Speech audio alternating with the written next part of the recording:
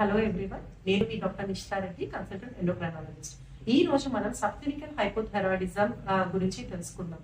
అసలు subclinical hypothyroidism అంటే ఏంటి అంటే, సో ఎవరిలో అయితే టీఎస్హెచ్ అనే hormone more than normal levels like more than 4.5 milli international units per litre continuous గా మీకు 12 వీక్స్ పీరియడ్ కంటే ఎక్కువ అలానే ఉంది అంటే అప్పుడు దాన్ని and free T3 free T4 hormone levels normal ఉండడము అండ్ వీళ్ళకి ఏ సిమ్టమ్స్ అండ్ సైన్స్ లేకపోవడము ఆర్ ఉన్న మినిమల్ ఉంటుంది. సో వీళ్ళందరినీ కూడా సబ్క్లినికల్ హైపోథైరాయిడిజం కేటగిరీ కిందకి వస్తారనమాట. So whether to treat or not అనేది చాలా important. Next question. So more than 10 TSH ఉంటే డెఫినెట్లీ ట్రీట్మెంట్ స్టార్ట్ చేస్తాం.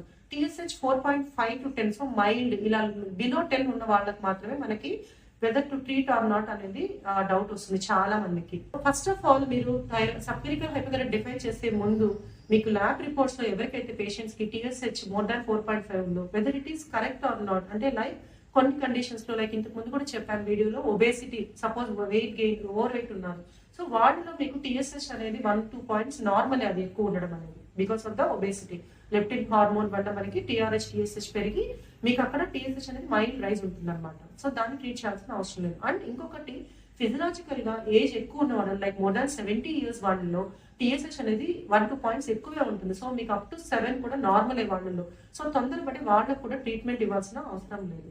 అండ్ ఇంకొన్ని ల్యాబ్ కండిషన్స్ ఉంటాయి లైక్ మనకి టెస్ట్ చేసేటప్పుడు హెట్రోఫైల్ యాంటీబాడీస్ క్రాస్ రియాక్ట్ అవ్వడము అండ్ ఆల్సో మ్యాక్రో TSH అంటాము. సో దీని వల్ల మనకి TSH ఎక్కువ ఉన్నట్టు కనిపించవచ్చు. అండ్ ఇంకొన్ని conditions like endocrine conditions like Addison's disease అంటాం, అడ్రినల్ ఇన్సఫిషియన్సీ. సో వాటిల్లో కూడా మనకి కార్టిజాల్ లోపం ఉన్నప్పుడు TSH అనేది రైజ్ కనిపిస్తుంది ల్యాబ్ ఫైండింగ్స్ లో. సో దాన్ని కూడా అక్కడ కూడా మనం థైరాక్సిన్ టాబ్లెట్ ఇవ్వాల్సిన అవసరం లేదు. ఇంకొకటి సెంట్రల్ హైపోథైరాయిడిజం అంటాం. సో పిట్యూటరీ గ్రంథిలో ప్రాబ్లం ఉండి TSH లో థైరాయిడ్ అంటాం. సో వాళ్ళకి TSH నార్మల్ ఉండొచ్చు లేదా ఎక్కువ కూడా చూపించవచ్చు. సో ఈ కండిషన్స్ అన్నిట్లో కూడా కన్సల్టెంట్ ఎండోక్రైనాలజిస్ట్ ని కన్సల్ట్ అయితే మీకు టెస్ట్ చేసి అసలు డెఫినెట్లీ ట్రీట్మెంట్ అవసరమా లేదా, whether it is really thyroid problem అనేది మనం చూసుకుంటాం.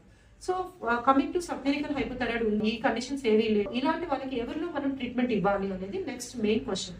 బికాస్ మనం ఎవరికైతే గాయటర్ అంటాం కదా, డిఫ్యూజ్ థైరాయిడ్ స్వెల్లింగ్, గ్రంథి వాపు అంటాం, సో వాళ్ళకి ట్రీట్ చేస్తాము. లేదా ప్రెగ్నెన్సీ ప్లాన్ ఉంది ఆర్ ప్రెగ్నెంట్ పేషెంట్ ప్రెగ్నెన్సీ ఉంది ఆర్ ఇన్ఫర్టిలిటీ, సంతానం లేని, so they are trying for pregnancy, so or ఇంతకు ముందు history of repeated abortions history ఉంది, సో వీళ్ళకి కూడా మైల్డ్ థైరాయిడ్ ఉన్నప్పుడు ట్రీట్మెంట్ స్టార్ట్ చేస్తాం. First of all TSH more than 10 ఉంటే డెఫినెట్లీ మనము ట్రీట్మెంట్ అయితే స్టార్ట్ చేసేస్తామండి.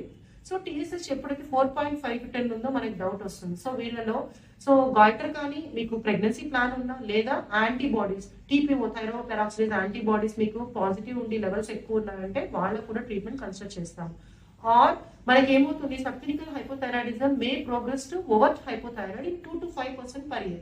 సో ఆ ప్రోగ్రెస్ అయ్యే ఛాన్స్ ఉంది కాబట్టి ఎవరైతే పర్సిస్టెంట్ గా నెక్స్ట్ టైం మనం ఒక 3 months తర్వాత మళ్ళీ రిపీట్ చేస్తున్నప్పుడు TSH ప్రోగ్రెసివ్ రైజ్ ఉంది, మోర్ దాన్ 8 వెళ్తుంది, సో అలాంటి వాళ్ళకు కూడా ట్రీట్మెంట్ ఇస్తాం.